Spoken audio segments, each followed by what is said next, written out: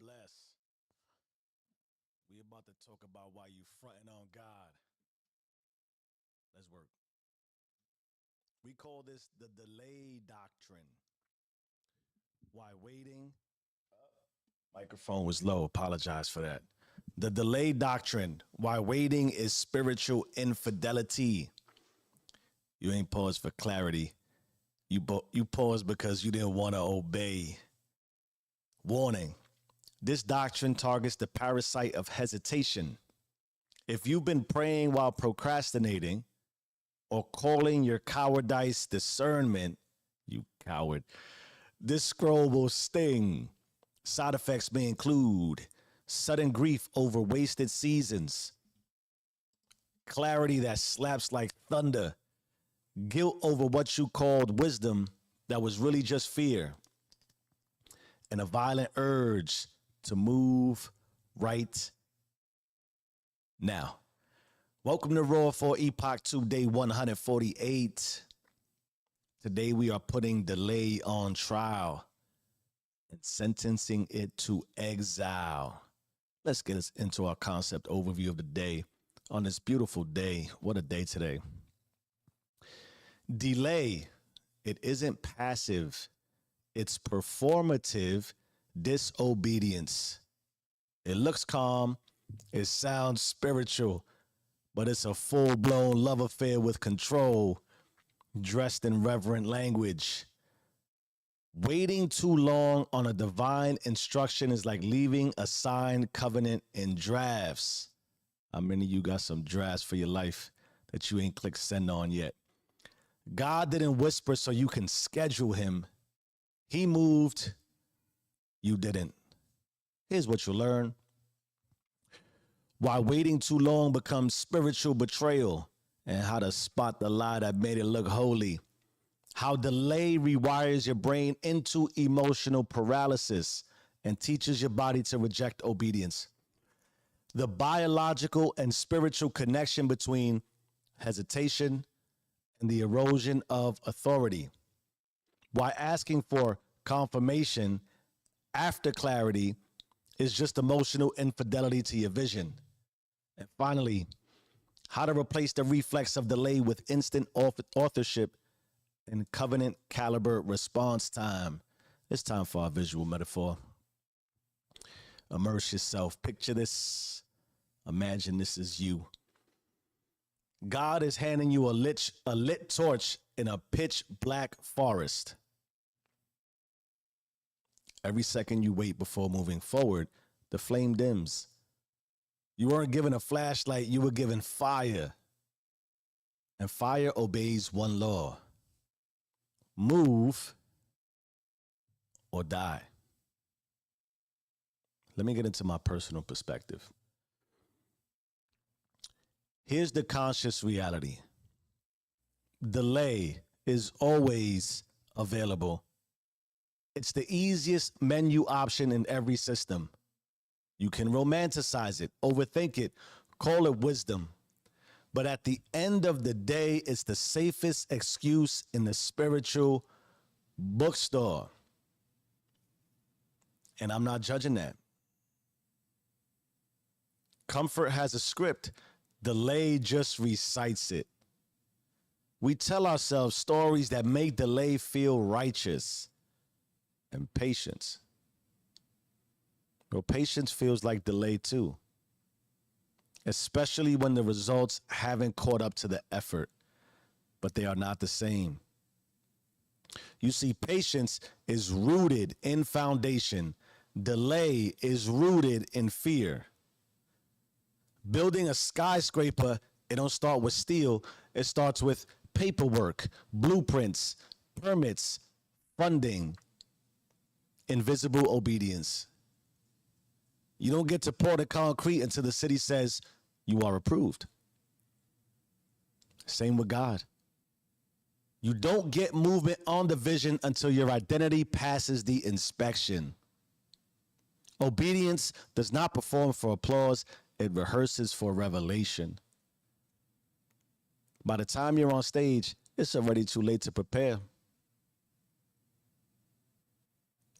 And what I've learned in building Do You rules, what I've learned in marriage, my wife asked me yesterday, 2008, 17 years, 25 total. What I've learned in promotion and physical transformation is that growth is infinite. And obedience towards growth never ends. You don't hit a milestone and stop. You scale the structure.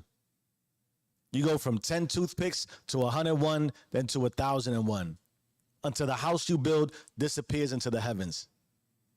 Because this ain't about reaching a finish line. It's about becoming the kind of system that can host infinity. The moment you confuse delay for patience, you build a waiting room out of what was supposed to be a launch pad. You think bandwidth is the issue. You think you're stuck because the world is blocked up. Nah. You've been given the exit nobody sees. But the mile to get to the last mile feels like a lifetime, almost an eternity. And the silence while you are waiting, that's just divine latency. God ain't late. He's reconfiguring the road. And the second the traffic clears, you'll forget the jam ever existed.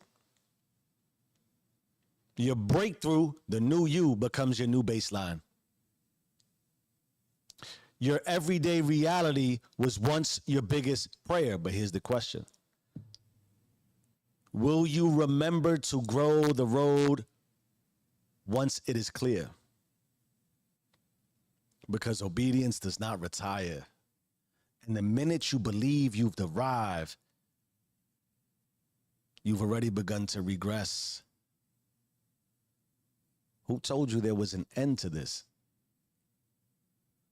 Before we get into our black book insert and we talk about the consciousness file, let me check the chat.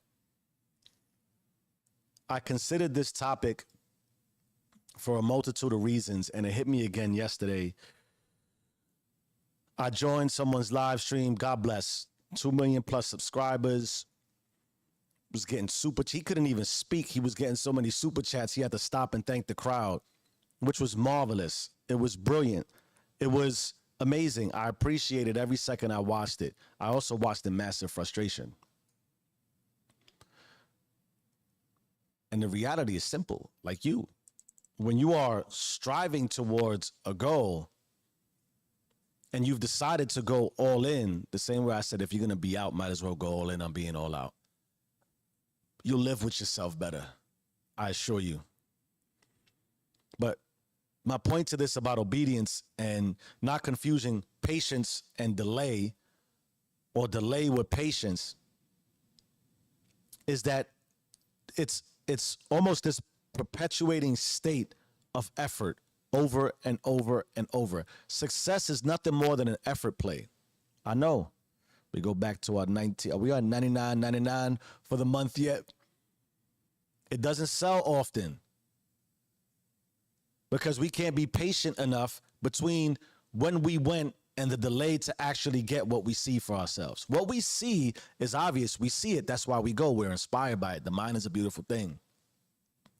So you keep seeing it and praying on it and whispering to God, and God's whispering to you, and the two of you are collaborating, and there's interoperability, and you're moving and you're flowing, and you know that he's watching and you watching, but then you take a peek outside and it doesn't match.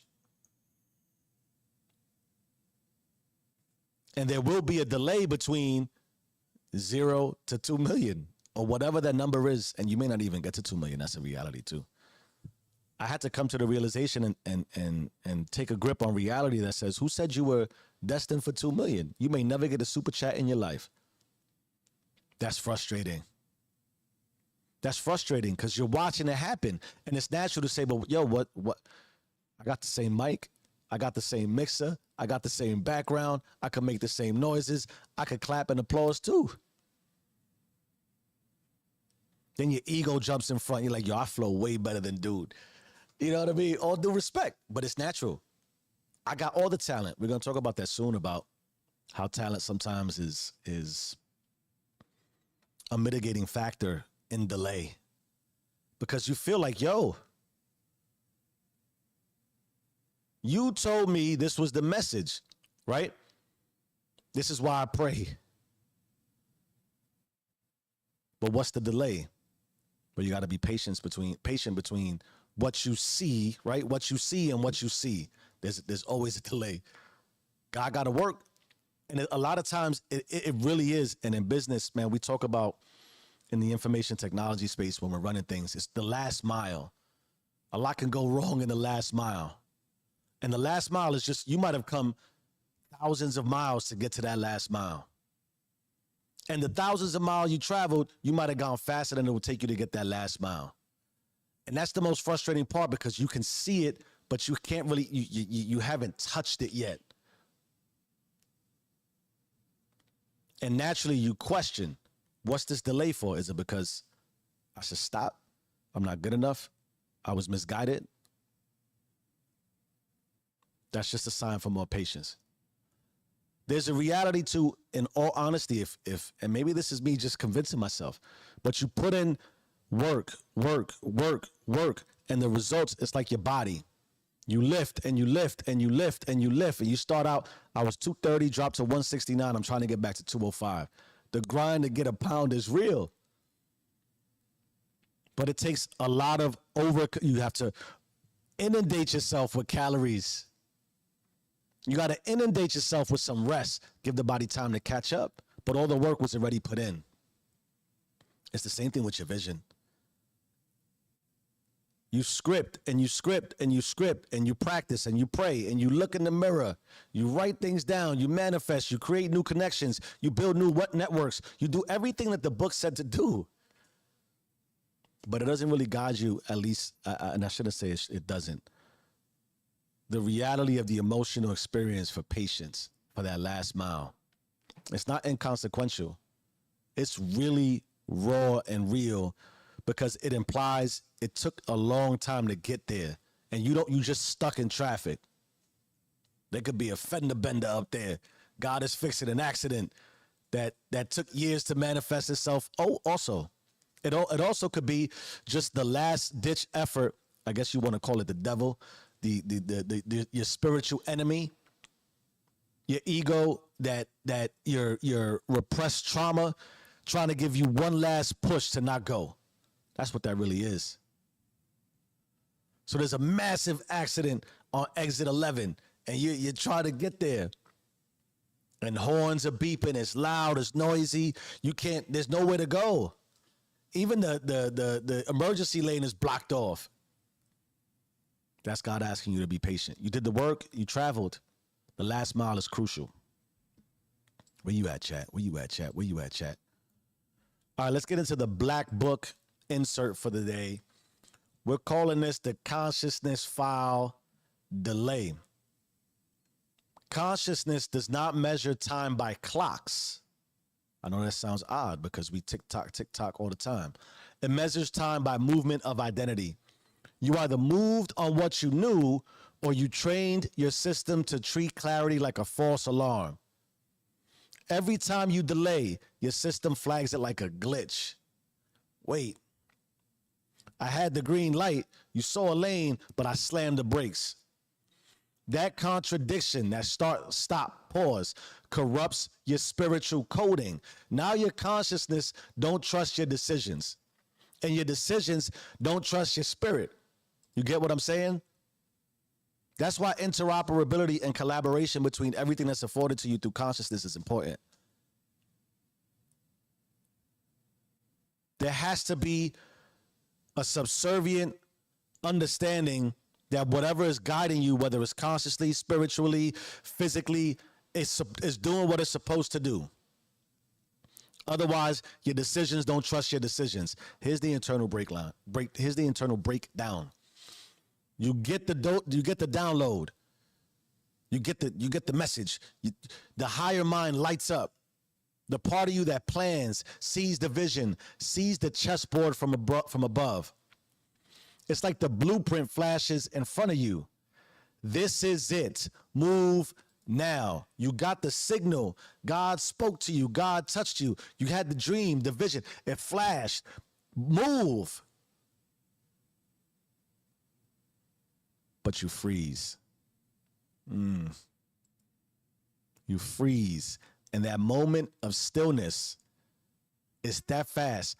Your emotional surveillance system, the part of your brain that records trauma, memory, and mood. If you haven't realized, there's a part of your brain that records your mood, man.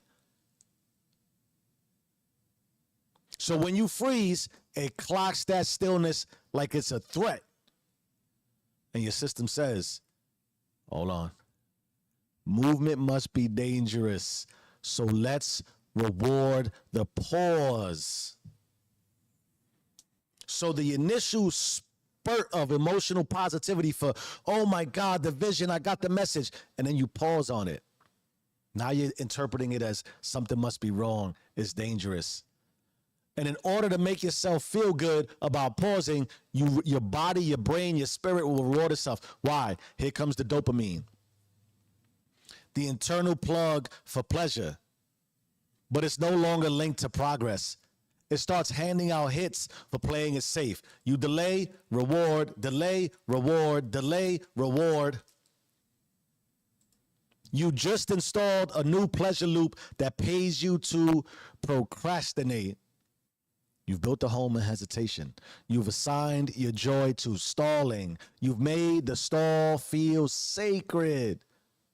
Now the glitch becomes gospel. That's your brain. That's consciousness. That's your chemical makeup, your chemical cocktail. Your circuitry, how you're programming, how you are behaving and creating identity. You glitch yourself into gospel. That's why it doesn't feel like it's wrong, because you've told yourself it's not wrong. You've rewarded yourself for stillness. Stillness that is stagnant, paralysis, stasis. Spiritually, it's even worse. You start treating divine instruction like a maybe. God speaks and you take it to committee. You got a word from the architect, the infinite, the creator, and still ask for Yelp reviews. Next thing you know, you standing there with the dope fiend lean, nodding off purpose, high on hesitation, capped on stalling like it's faith. Delay got you looking devout while you're actually disobedient. Obedience is timing. Delay rewires that timing. And now, you got a corrupted calendar, a fake peace, and a gospel of almost. There's consequences. That's the conscious and spiritual breakdown. The black book fact. Here's your consequences of inaction. Delay becomes your default nervous system language. Miracles show up, but you're too out of sync to receive them. Imagine God is delivering. God is speaking. God makes an attempt every now and again. He hears your thoughts and knows that you're stuck and you're stagnant and you can't break free, so he gives you a little light. You block out the light. Your vision gets cold. You start interpreting divine silence as rejection when it was actually just a missed appointment. Imagine that. You trying to get directly on God's calendar, like one-to-one or one-on-one. And he might book you out 90 days, 100 days, 5 years from now. But he'll be there. He'll show up. And because you couldn't be patient and continue to put the work and put the work and put the work, you miss your appointment. So God is like, yo, if you do what we saw, what we said, what you prayed for, I'll meet you at some point. But you just want to meet up and have a happenstance and lottery ticket your way into success. And God's like, how could I? That will be a disservice to you. I heard you. We saw it. You did nothing about it. What did you expect me to do about it? Your system gets comfortable with contradiction. You normalize punishment and call it preparation. Did you hear what I said before that? Your system gets comfortable with contradiction. You're a constant contradiction. You install false humility as your identity and call it wisdom. Worst of all. You convince yourself you're still in motion, but God marked you absent 3 seasons ago. Now you're building a future in a location he already moved out of.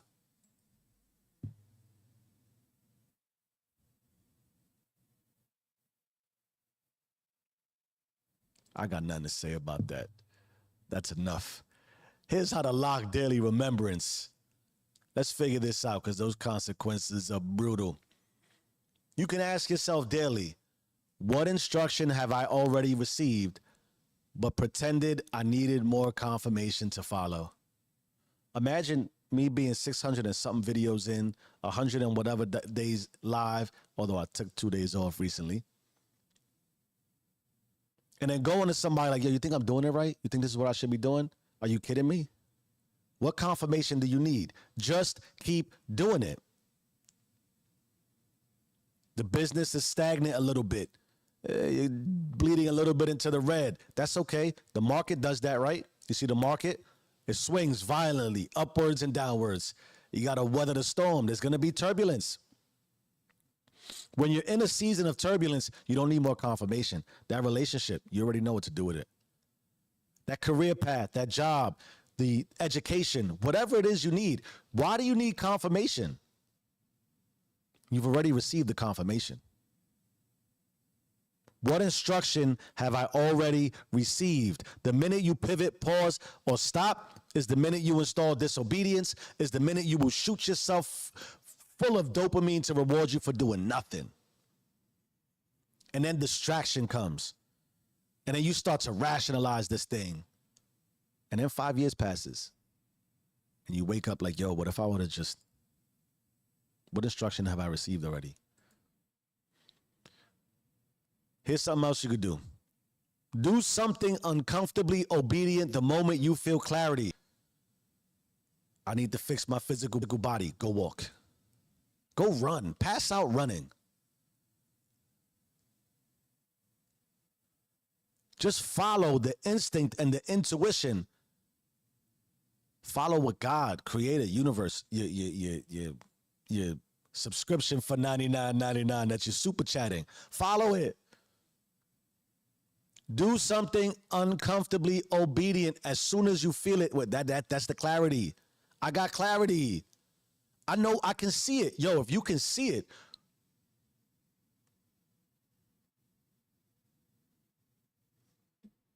build the muscle memory of movement. Build the muscle memory of movement.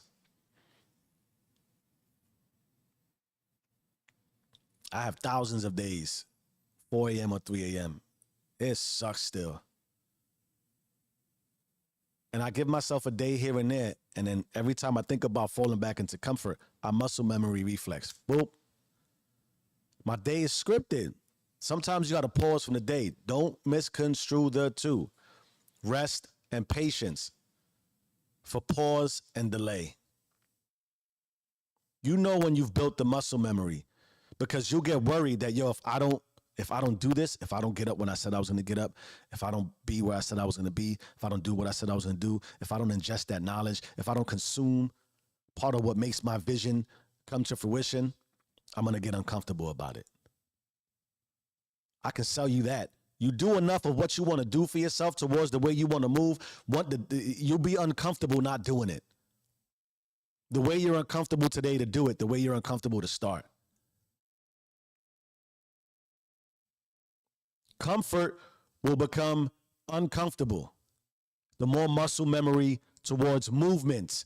Action is vital.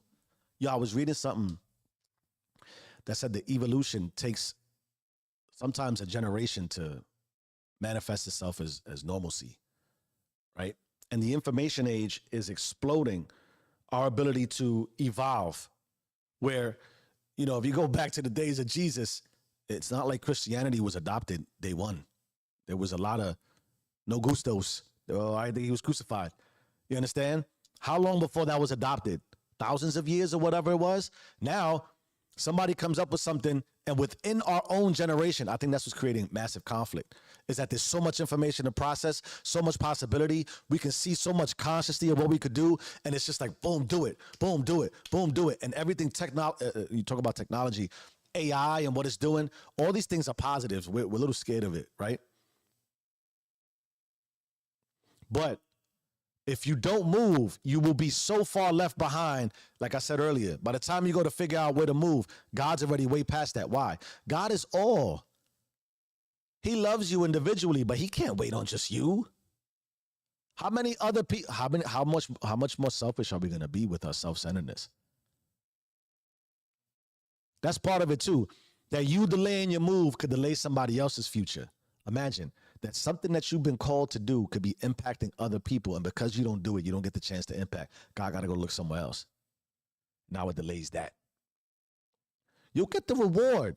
There's so much literature, history, information, and proof available to you that you'll get the reward. Even if it's not as big and bold as you thought it would be, you will be rewarded if you just move. I almost ate the mic again. See that? Build a muscle memory of movement. The more you move, it just move. Then say this out loud. I don't delay, I obey. My future doesn't wait, it watches. The future you is always, Can you appreciate and identify that seriously, consciously, and spiritually in your soul? Could you imagine when you become the observer? When I talk about consciousness, when you start watching, I just bit the side of my cheek. When you start watching yourself, you realize that there is a you ahead of you that's just waiting like, please pass me the baton.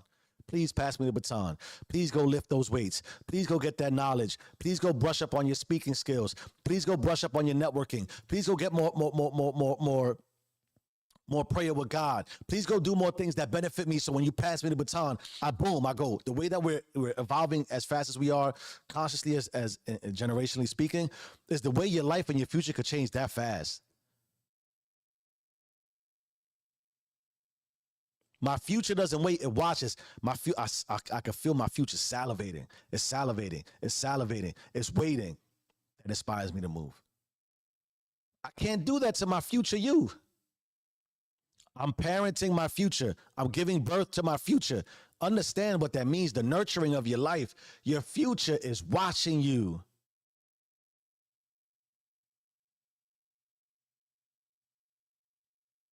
Let's get into our phone tap of the day. Where you at, chat? Giving somebody else super chat. Missing out on the movement of an eternity. How about a movement of a generation? That's how deeply I believe. It's all good. You'll see me later. And it'll be now. The future me is already set. Let's get into our phone tap. ARR audit remix. We record. You got the call. Now move like it's recorded. We start with an audit. Things you can do today. This is your memory identity. So when we talk about consciously, I believe it's the limbic system, not that I want to get too technical, that goes into your memory identity, what's stored in there, what you revert back to. Like imagine you're not watching the future you watch you so that you can see what you need to do to reach the future. You're watching your past you watch you, repeating that over and over again. Your memory is stalled. Your memory is stale. We talk about it rotting, right? You don't want to do that. Start with an audit. When's the last time you felt the nudge, the vision, the moment of clarity, and you paused out of fear or confusion? What lie did you tell yourself in that moment? Was it, I just need to pray more? How about, I need another sign? Nah, you already knew. Then you want to hit them with the remix. This is the thought identity. If you can't start thinking new things, you can't start proving new proofs. Did I say that right? The prover proves what the thinker thinks. The thinker thinks what the prover proves. All those things. I'm going to go back and study that book. It's one of the first books, aside from the Bible, that I'm making a conscious effort to go back and study and get into deep work on. Prometheus Ring. It's about the 8 possibilities of consciousness and identity, and it effectively gets into meta-programming and how you can collapse your soul into understanding all the other levels of circuitry. From this is like Freudian theory, Carl Jung, all the masters of consciousness and and the evolution of psychology and things of that nature, how you can use your conscious, your brain, all the parts that we have. Like if you think of it, he relates it to being a machine. Ironically, we talk about being a system. If you were a computer with software, you can change your software. There's ways to practice this. So I want to get into some deep work around studying each of the circuits and really the meta programming circuit, which is circuit 7. Oh, I think it's circuit 8. Circuit 7 is the soul. It's the all encompassing for 6, 5, 4, 3, 2, 1, which goes all the way from what they call like anal type, immediate fear derived circuit level consciousness to sort of the rational state, which is like 3rd, the socio-sexual, which is 4th. And then you start to, and there's things that you can do to whether it's prayer, meditation, to reach LSD, to reach these different levels of consciousness. But the meta programming is you being able to identify who you actually are and reprogram yourself. And so a lot of what we talk about for the remix is the thought. Thoughts are important. The thoughts usually precede the action, and it really is indicative of what you are feeling emotionally. So if you have to work backwards, sometimes you move to change how you think about things, to change how you feel about things. Ultimately, you want to start changing how you feel about things, to change how you think about things, to change how you do things. And I have that loop. That's just what I believe, what I've learned, and what I do, and what I apply in my life. The remix, your thought identity. The thought, you might be thinking, I'm not ready. Here's the truth. Readiness is just the residue of repeated obedience. You don't get ready to obey. You obey. And then you obey, and then you obey, and then you become the kind of person who's already ready. What is one of my favorite? Oh my God, his name's gonna elude me right now. Oh, you don't have to. You stay ready. You don't have to get ready. Oh my God. Oh my God. It's not Marcus Taylor. Eric Thomas. Oof, I love me some Eric Thomas. Then you want to re-record. This is the action identity. Move on to the next micro instruction now. These are very simplistic and micro and standard. Send the message, make the call, write the script, record the drop, post the content. If you feel delay creep in, speak to it like it's a demon.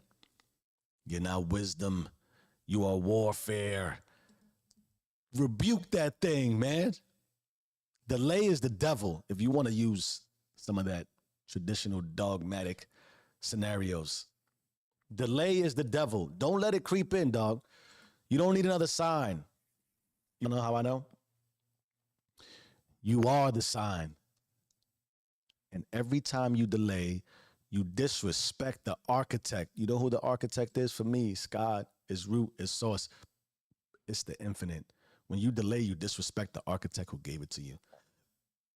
Obedience is now. Delay is disobedience in a suit, and it looks good. Execute or admit you already said no. You own it or be owned by it. You either run the system or the system runs you. Change your mind, change your life. I am who I say I am. Do you and stay rich.